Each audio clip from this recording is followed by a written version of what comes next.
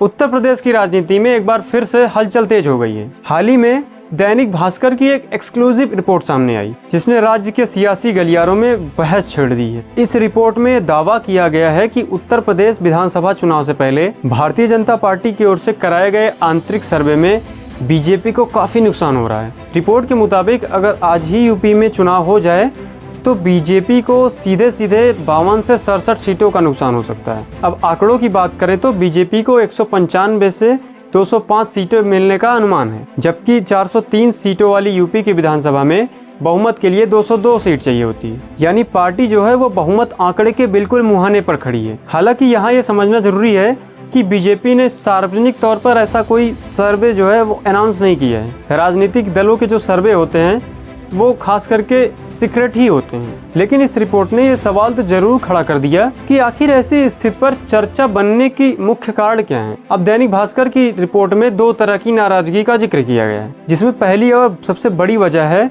स्थानीय विधायकों के काम पर जनता की नाराजगी। उत्तर प्रदेश जैसे विशाल राज्य में अक्सर ये देखा गया है कि राष्ट्रीय स्तर पर ब्रांड और राज्य स्तर पर बड़े चेहरों की लोकप्रियता के बावजूद निचले स्तर पर विधायकों का प्रदर्शन एक बड़ा मुद्दा बन जाता है।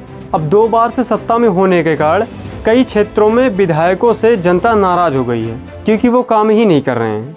कई जगहों पर तो ये भी शिकायतें आती हैं कि जिला स्तर पर नौकरशाही की ज़्यादा सुनी जाती है और जनप्रतिनिधियों का प्रभाव कम हुआ है। अगर हम यूपी के हालिया राजनीतिक इतिहास को देखें तो 2000 लोकसभा के चुनाव में बीजेपी को 29 सीटों का नुकसान हुआ था, जहां पार्टी 62 सीटों से घटकर 33 सीटों पर आ गई थी। इस बदलाव के पीछे सबसे बड़ा फैक्टर जातीय समीकरण और विपक्ष की राजनीति थी। समाजवादी पार्टी और उसके सहयोगियों ने पीडीए का मुद्दा बहुत तेजी से उठाया, जिससे गैर यादव ओबीसी और दलितों का वोट वो अखिलेश की तरफ आ गया। पिछले चुनाव में विपक्ष ने जो नैरेटिव फैलाया था कि अगर बीजेपी को पूर्ण बहुमत आ गया तो बीजेपी आरक्षण खत्म कर देगी, ये नैरेटिव काफी हद तक जमीनी स्तर पर असरदार हुआ और बहुजन समाज पार्टी के पारंपरिक वोट बैंक का बिखराव हुआ, जो सीधे तौर पर इंडिया गठबंधन की तरफ चला गया। देखिए, किसी भी चुनाव में आर्थिक और सामाजिक मुद्दे अहम होते हैं। सर्वे और रिपोर्टों में जिन प्राथमिक वजहों का जिक्र हुआ है उसमें पेपर लीक, आवारा पशु और महंगाई भी सबसे अहम है। देखिए, ये बात तो किसी से छिपी नहीं है कि लगातार पेपर लीक हो रहा है। लगातार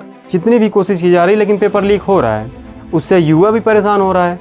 जैसे अभी देख लीजिए, दिल्ली में प्रोटेस्ट हुआ था। वैसे ही ग्रामीण उत्तर प्रदेश में किसानों के लिए छुट्टा मवेशी जो है वो सबसे बड़े कारण बन गए हैं उनकी नाराजगी के, क्योंकि वो आए दिन उनके फसल खराब करते रहते हैं। अब महंगाई तो भाई आपको पता ही होगा कि किस लेवल पे जा रही है।